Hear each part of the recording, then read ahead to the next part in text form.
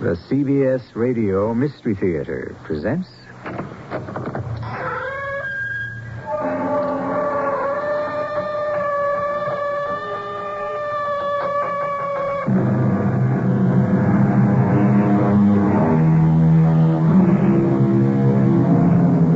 Come in. Welcome. I'm E.G. Marshall. So often we take the course of our daily lives for granted. So many of us live in a routine world, knowing pretty much one day what we'll be doing the next. And this isn't bad, mind you.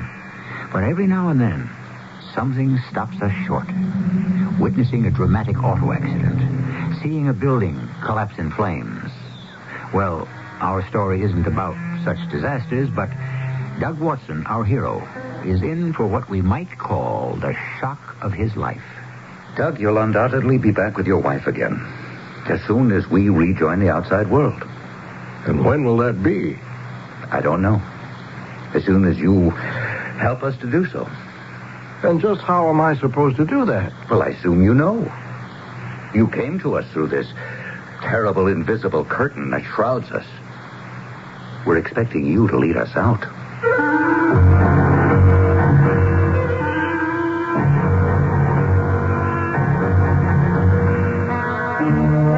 Our mystery drama, The Outsider, was written especially for the Radio Mystery Theater by Bob Jurin and stars John Beal. It is sponsored in part by Contact, the 12-hour cold capsule, and True Value hardware stores. I'll be back shortly with Act One.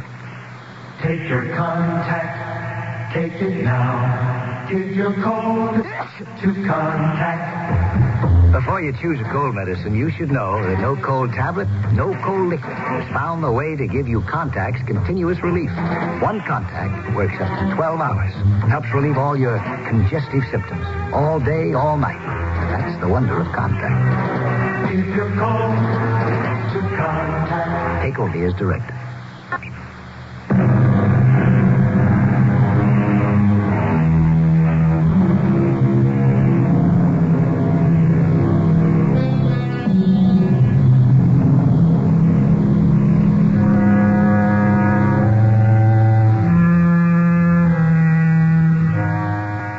Reality is a curious thing. It's so relative. To a child alone in bed at night, moving shadows can be real monsters, very real. Dreams are real until we wake up. What we experience is real to us. And to Doug Watson, his experience was real. It could have been a dream, but Doug doesn't think so. In fact, he knows differently.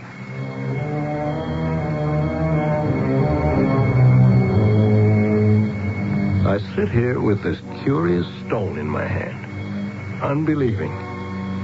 Smooth as polished marble, still warm, blue, and lustrous. I know where I got it, but I still can't understand or believe. What happened to me? Was I permitted a glimpse of something no man should know? Did I look into a world of my own hallucination? Hallucination, I could accept that. But this stone in my hand is real. It must have happened. And it had to have been this evening. But it seems so long ago. I was on my regular commuter train going home. I had pressing work to do, but Lloyd Cox had already spotted me. Playing in the tournament Sunday, Doug? No, I'll be spending the weekend in the den. Semi-annual report to finish. Now, you'd better not skip Millie's buffet Sunday night. She'll never forgive you. Alice mentioned something about that. Well, we'll see. Well, Sunday's my birthday. Yeah, we know. That's why Millie particularly wants you there. I'm trying to forget the years. I stopped counting 3 years ago. Yeah, it happens to all of us. Well, my stop's coming up. Take care, Doug. And don't work too hard. See you Sunday night. Yeah, see you, Lloyd. I still had 3 more stops to go. I opened my attaché case and took out the forecast I'd been working on. I lost myself in a maze of profit expectations, cost factors, personnel demands, and federal regulations. And after a while, Something in the back of my mind broke my concentration, and I looked up. I got the shock of my life. The entire car was empty. Not another soul in the car. Ordinarily, 20 or so people are still on the train when I get off. How far had I come? I slammed my case shut and ran to the front of the car. Looking through the door into the next car gave me the next shock. It was empty, too. The entire train was empty. There wasn't even a conductor on it. We were coming to the lights of a town. I had no idea where I was. I had to get off and phone Alice to come pick me up. Stupid of me to work right past my stop. I jumped onto the platform. The station house was dark and locked. I couldn't place this town at all. I didn't know much about the villages past my own stop, so I walked toward a lighted diner and went in to phone Alice. That's when I got my third shock of the night. A woman was behind the counter drying dishes, and she turned toward me. You? Oh, no, I can't believe it. How did you get here? Oh, let me touch you. Let me know you're real. You're here. You are real. Look, miss, I just want to use the phone. You do have... I've got to call Walter right away. Oh, sit down. Please don't go away. You won't go away, will you? Well, I can't very well go anywhere. I just got off the train. I missed my regular stop in Bloomsdale. Bloomsdale? Mm-hmm. Oh, there used to be a Bloomsdale. Oh, but never mind that now. I've got to call Walter. Well, then, can I call my home? I'll pay you for the call. Only local calls. It's because... Walter? He's here. At last. On the train, he says. Yes, this very minute. Of course, I'm sure. I touched him. It's the outsider. I had to get out of there. Obviously, this girl was deranged in some way. And I had no intention of waiting for Walter, whoever he was. But I did have to phone Alice. Walter will be here in a minute. He only lives half a block up Turtle Street. May I use the phone now? Or a payphone if you have one. Let me look at you. Oh, let me touch you again. Now, look, miss. I don't know what bothers you about me, but all I want to do is call my wife and have her pick me up. What town is this, anyway? Hanover Hills. Hanover Hills? In Westchester? Oh, I just can't believe it. You're here at last. You're the first outsider to come here in 30 years. Oh, we've been praying and waiting for you. Yeah, sure. Oh, you don't believe me. You'll believe Walter. He's the mayor. Gail, you're the one we hoped for? You're right. It's him. What is this? Let me shake your hand, sir. I'm Walter Cummings, mayor of Hanover Hills. And you are, Doug Watson. Doug Watson. Oh, how refreshing to hear a new name. Oh, wait till the town hears this and meets you. Now, tell me. Gail says you came in on the train. Of course. The train actually stopped? Well, I didn't jump off. And this was a few minutes ago? Yes. Oh, this is wonderful. This may be the break. You see, no one in Hanover Hills could hear or see the train. There hasn't been a train go through here in 30 years. You, Doug Watson, are our savior. I was now convinced that I'd met up with two genuine lunatics. I started edging for the door, thinking I could either find the police station and some real help or at least get away. Oh, no, you cannot go, sir. You will accept my hospitality and come home with me for a celebration. Gail, close up and spread the word. Well, thank you very much for your kind invitation, but I really have to get home. I've work to do, and it's getting late. My wife's going to be worried. Oh, yes. Yes, by all means, call your wife. See if it works. Gail, this will be the first test of the outsider's power. Here, sir. Call your wife. Thank you. At last. I can dial Bloomsdale, can't I? Try it. Keep the fingers crossed. Is it ringing? No. Nothing. Oh. Like a dead line. Okay, you win. Tell me what this is all about. Am I a prisoner? We're all prisoners here, Mr. Watson. And we believe you've come here to save us. Come home with me now. You can't go anywhere else. Curiously, now I didn't feel menaced. I had a slow, creeping sensation that these people were serious and sincere, and that I had stumbled into something totally incredible. It hadn't occurred to me before how old-fashioned the lunch counter and counter stools in this diner were. Not one item smacked of the 1970s or 80s. We'll have a bite of dinner before the others arrive, and I'll tell you why we have such hopes for you. And what we expect of you. More coffee? Oh, thanks. You see, Doug, for 30 years, not a living soul, not a car, truck, train, or bus has arrived in Hanover Hills. No one has grown a day older. No one's died. Not a single child has been born. I just can't figure you or this whole thing. How can you expect me to believe what you just said? We found it hard to believe ourselves when it happened. In fact, we didn't realize that anything had happened. Well, what was it that happened, as you say? It was early in 1950.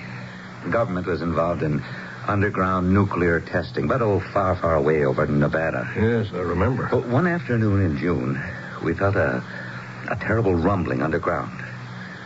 The hills all around us shook. Earthquake? Well, it was just like one. But never in history had there been one here. When it settled, we saw on the highest of the hills a great fissure, a hole in the side of the hill.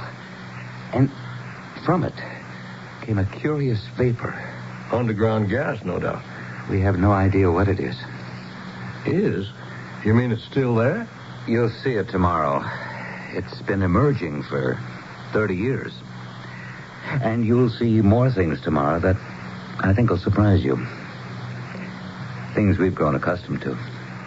Well, you say that I'm the first outsider to come here, but why can't you leave? Can't you simply walk down the road a piece? Ah, I hear the word is spread. They're gathering outside. Who? The townspeople. The street's full, Walter, and more coming. Yeah. You'll have to meet them, Doug. I know. I'm the savior. I think they're all getting heated up over nothing. Russ. Oh, this is my husband, Mr. Watson. Russ Harrison. Nice to meet you. Yeah. Russ, be civil. Here, follow me, please. They won't hurt you. Why, you're our hero. I've never been a celebrity before. Please, quiet, everyone. Quiet down. Now, I know you've come to see the outsider, and, well, here he is, in the flesh. Real. His name is Douglas Watson. His arrival may mean we're returning to the world.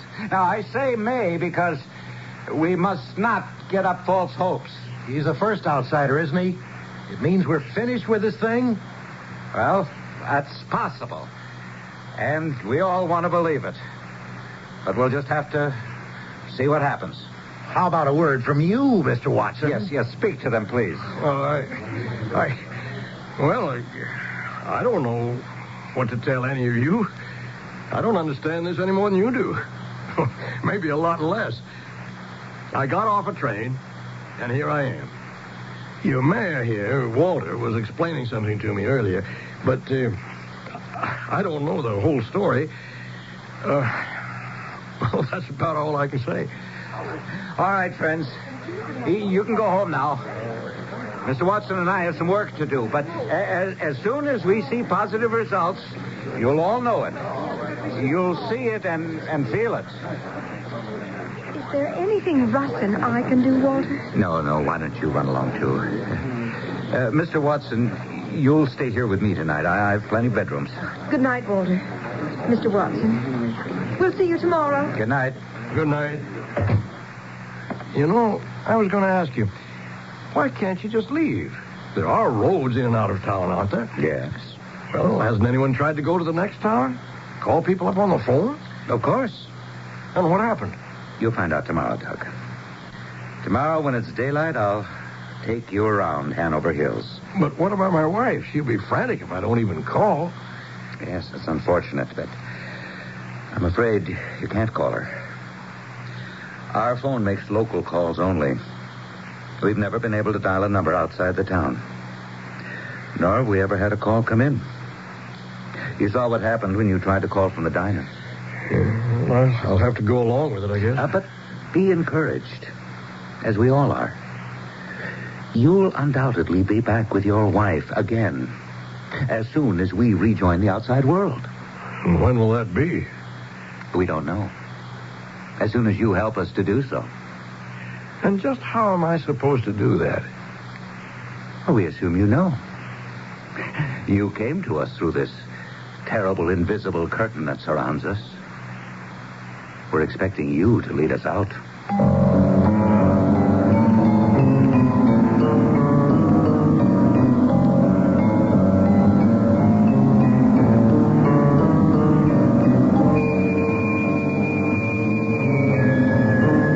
Watson seems to have become the unwitting Pied Piper of Hanover Hills, a village caught in a strange and incredible time warp into which he stumbled. They're all expecting him to bring them back to the outside world. But I wonder if they really know what they're letting themselves in for. Of course, we haven't seen all of Hanover Hills yet, and we haven't really met its citizens. We'll do both when I return shortly with Act Two. Cat Summerall. If you're interested in values for your home, work, and play, you'll find the Fall Shopper Circular from True Value Hardware Stores well worth looking into. Because inside you'll find values to make your home more secure from theft and fire. Values to make your home more attractive, like paint and painting accessories. And plumbing and electrical supplies and fixtures to make your home run more smoothly. True Value Hardware Stores also offer new ideas to help you save on energy bills this winter. And appliance and power tool values to save you time and energy in the kitchen and workshop. Turn to the houseware section to find ways to help you clean up more efficiently and cook up new ideas. And the hardware section to help you make home repairs.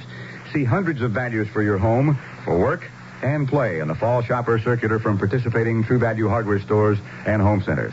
And save gas. You won't have to drive far for your hardware and houseware needs. If you're looking for values, service, and selection, you'll find them nearby at any one of the more than 5,000 True Value Hardware stores and home centers nationwide.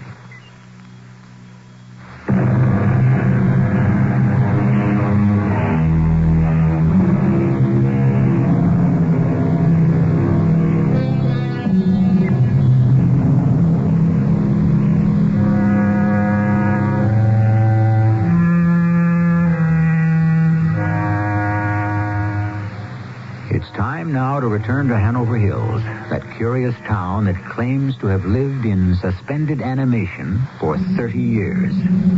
I'd say Doug Watson has a tall order in front of him if he expects to unlock the secret of the mysterious force that gripped the town. But the human spirit will rise when challenged and meet the unavoidable obligation. After all, Doug has no choice. Oh, good morning. Trust you slept well? Yeah.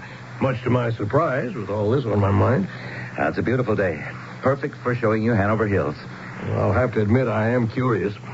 I just wish you wouldn't expect too much of me. I haven't the slightest idea what to do. We'll have breakfast at Russ and Gail's diner. Then we'll be on our rounds.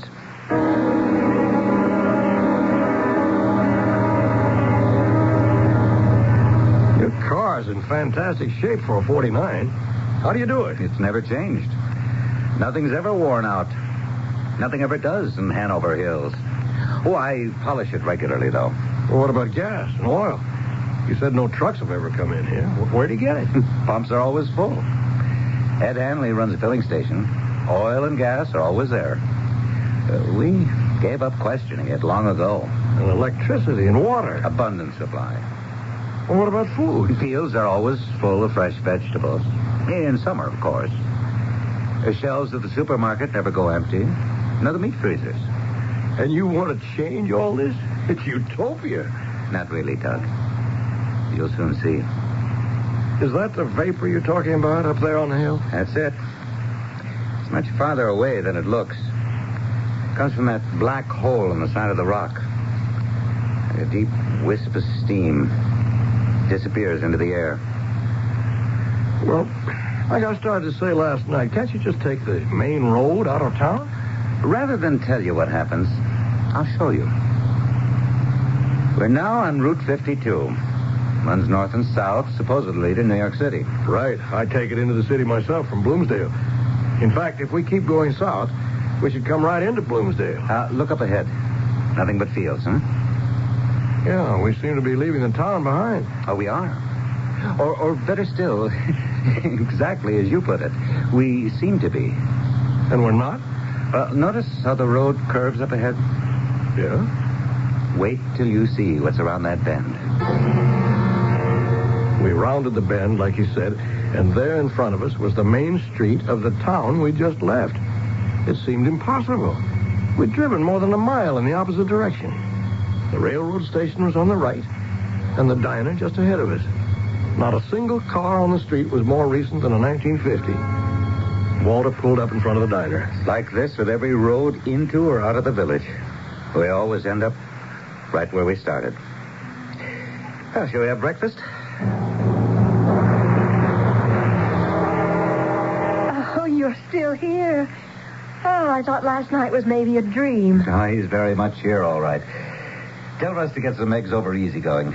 All right with you, Doug? Suits me. 2 double hands over easy, Russ. Walter and Mr. Watson are here. Yeah, okay. Oh, you have to excuse my husband, Mr. Watson. He's not exactly Mr. Personality. Oh, that's all right. He used to be before this happened.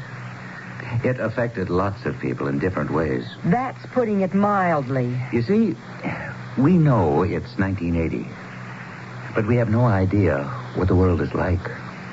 All TV and radio stopped with whatever is coming out of that hole in the mountain. How do you know 30 years have passed? Oh, we've kept track of the days, the years. Birthdays are the hardest in most people. They know they're a year older, but don't look it or feel it. And that's hard? Listen, I know 100 people who'd give their left arm to be in that position. Yeah, it sounds great, don't it? You got any idea how boring that is? You got any idea? Oh, of course you don't. Russ, please. Get up every morning and see the same woman looking the same year after year, driving the same car, seeing the same noisy brats, never growing up, just being the same noisy brats that when you want to choke them. Only it don't do no good because you can't shut them up. They ain't never going to grow up, and they ain't never going to die. Russ. Let him. I know what you're thinking, Mr. Outsider. Ain't it grand? I was 40 when this thing hit, and if anyone had told me then I was going to live like this forever, I'd have said, whoopee. But I'm so sick of this diner, this town, I could die. But the funny part is, I can't even do that. I'll be out back. I'm so sorry, Mr. Watson. No, I'm glad he sounded off. He's right. I wouldn't have looked at it that way. And Russ isn't the only one. We would all like very much for time to resume for us again. To change, to grow. And you think I'm the only one who can make that possible? Your coming has given us the ray of hope. Now, after breakfast, I want to show you the fissure and the vapor. It has a very curious property, and I'm anxious to see how it reacts to you and you to it. There it is, up ahead. What is this strange property you mentioned? Now, I want you to see for yourself. Now, we'll have to go on foot from here. We're going up there? Yeah, just wait and see. From this closer perspective, you can see how large that fissure really is. Yeah. And vapor is much more profuse than it appears from the village. Notice that the slope of the hill is a gentle one. Base is about 200 yards away. Nothing at all obstructs our view of the fissure high up there as we approach the bottom of the hill. That's right. Now, just a few seconds. Notice what happens. Well? Well? You don't seem surprised. At what? Don't you see that the fissure and the vapor have completely disappeared from view? Although there's nothing between us and it. We have never been able to approach any closer. They're both still there. I can see them as clear as ever. You still see them? Yes. Let's get closer. Quickly. You mean you can't see the vapor or the fissure? Not at all. We're almost at the very foot of the hill now. Can you still? Are you pulling my leg, telling me you can't see that hole up there and the steam coming out of it? I can even hear it. Would I pull your leg about this after everything else that you've seen? We have tried since the crack first appeared to investigate it from every angle. We can never come close. The fact that you still see it must mean that you're not affected by it. You can approach it. You can learn its secrets. Well, I'm not going up there for an atomic steam bath or whatever that thing is. Oh, but you must. That's the source of our incredible existence. Now, you're the first outsider. You're immune to our condition. You are the only one who can approach and perhaps put an end to it. You're asking me to go into what looks like a live volcano? There's a sort of a pulsating blue light inside there. There is? We've never seen it from the village. Well, this is as far as I go. I'm sorry. You're right, Doug. I must try to understand how you feel. Let's go back to the car. I see it now. We've all been too anxious. You haven't even been here 24 hours, and we're expecting miracles from you. He was right. I'm no miracle worker. I was getting more worried about Alice all the time. She must be frantic. She had no idea where I was. And, of course, neither did I. At least, I knew I was alive and well. Walter left me alone for the afternoon while he conferred with the city fathers. For the first time, I had a chance to think. I decided to try leaving the place the way I came in, along the railroad tracks. It was worth a chance. I took my attaché case and started back down the tracks in the direction last night's train had come. They stretched as far as I could see. Mr. Watson, you mind if I join you? Well, no, of course not. Well, out for a stroll. I'm going to see how far I can go along the tracks. I should come to Bloomsdale. I've had enough of this nightmare. Well, we won't be run down by any trains, that's for sure. Do you mind if I take your arm? Oh. It's so nice to touch someone different. You are going to lead us out, aren't you? Look, up ahead. Oh? A train station. It's got to be the next town down the line. Do you think so? Look, at the sign on the station house. Hanover Hills? It can't be. It is. We've never left the tracks. We've never changed direction. Hanover Hills was behind us. Why are you so surprised? I don't know. I should have expected it. Let's get back. I want to talk with Walter. If you really think I can find something to help you up on that hill, I'm willing to try. We do, Doug. The fissure's our only answer. And even then, who knows? You may enter that fissure, walk through a tunnel, and find yourself back in Bloomsdale, was it? Yes. You may leave us all behind. Well, that won't help you. True. But help is not coming from any other quarter either. Well, I guess you're right. A few precautions do occur to me. I think we should have a knapsack for food and water and some protective clothing. We? Of course, I'll go with you. Well, how can you?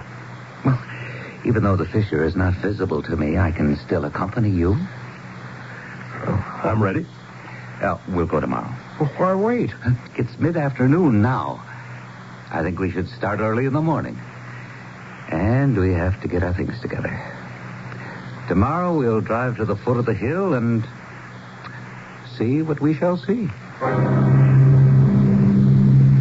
In the early evening, just before twilight, I walked alone along the road that led toward the hillside, where the vapor rose silently into the sky. The late sun tinted it with orange and red. It looked like a silk scarf gently waving in the evening summer breeze. And I thought of this morning, the hissing sound it made, the pulsating blue lights inside the fissure. And I wondered just what I was getting into. But I had no choice. There was no one but me to approach this phenomenon. And tomorrow, I would do so.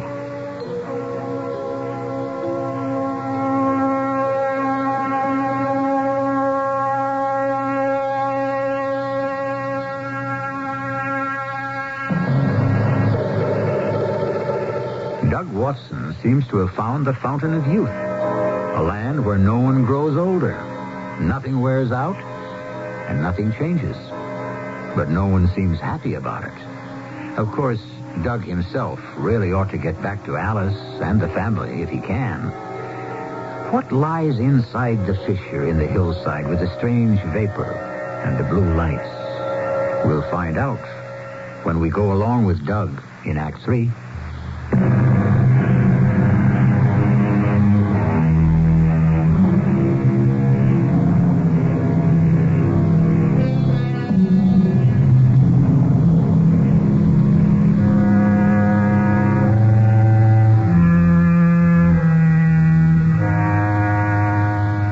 The morning has dawned bright and pleasant in Hanover Hills. A wisp of vapor rises from the hole in the hillside in a straight, unwavering line in the still air. And on the highway leading, you should pardon the expression, out of Hanover Hills, Doug Watson is riding with Mayor Walter Cummings on their way to explore the strange phenomenon that has kept the village a virtual prisoner. Doug, you can't imagine my feelings at this time. We're on the threshold of an answer. You hope. I know that something will change when you explore that fissure. Well, I don't know what I'm going to do when I get there. You will know. All we can do is try. Come on. I want to get this thing over with. Doug, whatever happens, if you find a way out and leave us behind, or if tampering with that vapor only increases our condition, I want you to know how much we appreciate your help. And your courage. Oh, forget it. Courage is the last thing I've got. I just want to get out of here. Well, this is the vanishing point, or I'll stop seeing it. But I'll try to stay with you as long as I can. Well, let's go then. It's up there. Big as day. I can still see it and hear it. I can't. Well, what do you see then? Nothing but the hillside. Exactly as it was before this happened. Now, keep describing it for me. We're starting up the hill now. I'm right behind you. I can see the blue lights now. They're much brighter as we get closer. The opening is larger than it looks from down below. It's weird. It doesn't seem threatening. It's almost inviting. It's a shame you can't see it, Walter. Is there any heat from the vapor? No. The lights pulsate with a definite rhythm. Well, how close are you? A few yards from the entrance. Looks like a cave. Big enough to stand up in. I'm going in. No turning back now. Walter? Walter? I turned, and Walter was gone. The hill behind me was deserted. And before me, the entrance to this fantastic opening in the hillside. I stepped inside the entrance. And it was like a disco. Hypnotizing, fantastic, fascinating. The walls and ceiling flashed with the pulsating blue and white light. The vapor swirled and danced inside the cave until it swept off the front of the fissure. I felt nothing. No heat, no choking sensation. Nothing but a force urging me deeper into the recess. And then I saw it. On the ground. Resting in a shallow hole. A small blue stone. Like polished marble. And from this jewel surged the light and vapor.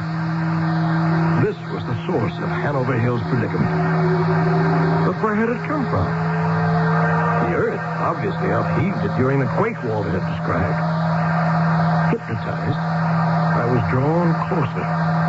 The force was irresistible. I was completely in its spell. I knelt beside the hole and reached forward slowly. My fingers closed around the cool blue marble.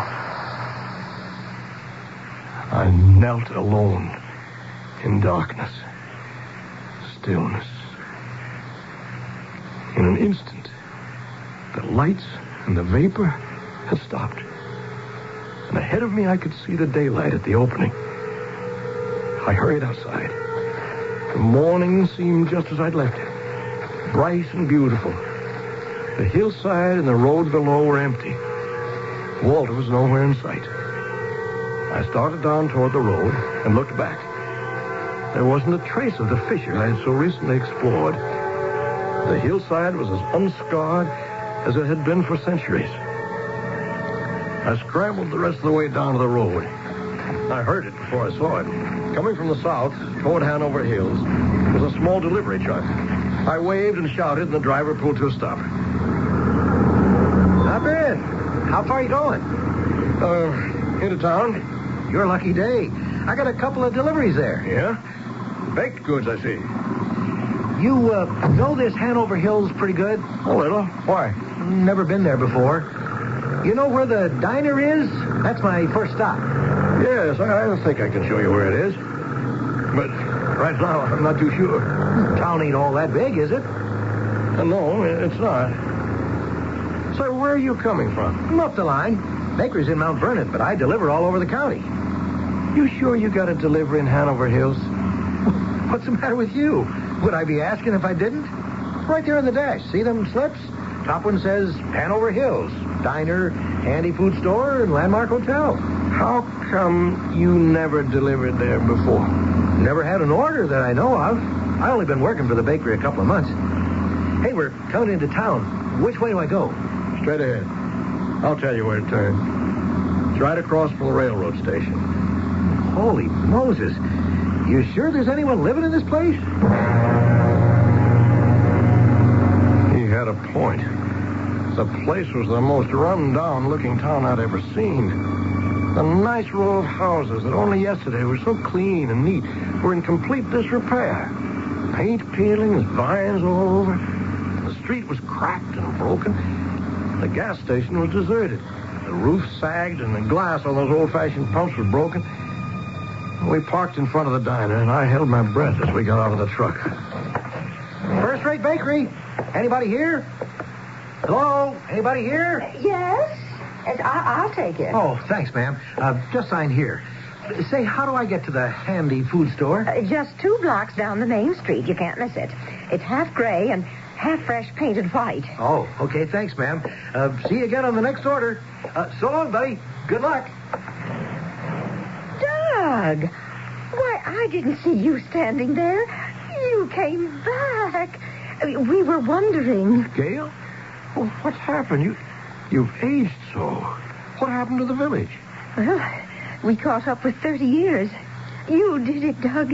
You did it. Ah, Doug, you're back safe. I saw you get off the truck. Walter, you're all taking so offhand. Don't you know what's happened to you? Well, of course. Just what we hoped for. And wait till you see this town a year from now. Old Martin Briggs has a run on paint and lumber and nails like he'd never had before. We've got a town to fix up. Thanks to you, Doug. Thanks to you, we got a reason to get up in the morning. Oh, and we were so hoping we'd see you again, too. We thought perhaps you'd gone home through. We owe you a lot, Doug. I'm glad you got back. I've still got your briefcase for you. I kept it safe. But it was only this morning, wasn't it? Less than an hour ago. Doug, we've been dying to know. What did you find up there? Only then did I realize that I still held the smooth blue stone in my hand. I opened my fingers, and it lay in my palm, cool and lustrous. I picked this up inside the cave, and everything stopped. And for us, everything moved forward. How long are you staying, Doug? I can put you up again tonight. I want to get home as fast as I can. Well, trains are running now. You can get the southbound 607 into the city. It stops at Bloomsdale. And that's what I'll do. Oh, brother, will I ever.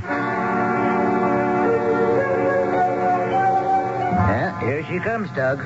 And remember, we're just up the line. Come see us again. Oh, please do. Dinner's always on the house. Yeah, we've been through something together. There's a bond between us now, Doug. You and Hanover Hills. I know I told you yesterday, I think it was yesterday, how much I liked you all. And I'll still be saying it 10 years from now. So long, friends. So long. Doug, thank heaven you're home. I was so worried. What happened to you? I missed my stop and ended up Where, for heaven's sake? in Hanover Hills. Where? I never heard of it. Well, why didn't you call? I'm sorry. I didn't seem to be able Oh, here, to. let me take your coat. Dinner's a little dried up, but I can freshen it. That's okay, honey. Darling, you look tired. You have been working too hard. Oh, what's this? It fell out of your pocket. It can't be. Some sort of blue stone. Oh, it's beautiful. What is it, Doug? Alice, this is still Thursday night, isn't it? Of course. But what is this? Oh, it's so smooth and cool. Doug, where did you get it? I sit here with this curious stone in my hand, unbelieving. I know where I got it, but I don't understand. And Alice most certainly never would. What happened to me?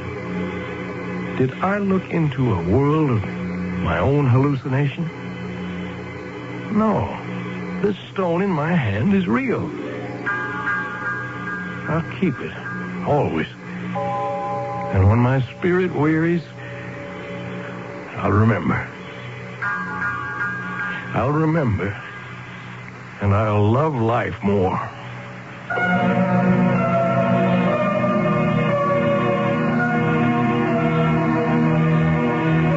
Time is a curious phenomenon. We hate to see it pass, but we're quick to waste it. We often want to kill it, but we rarely work it to death. And we often wish that time would stand still. Well, we just saw what happened if time could stand still. I don't think I'd enjoy that any more than the good people of Hanover Hills. I look forward to each new experience, each new day, each moment, in fact, like the one we'll share when I return shortly.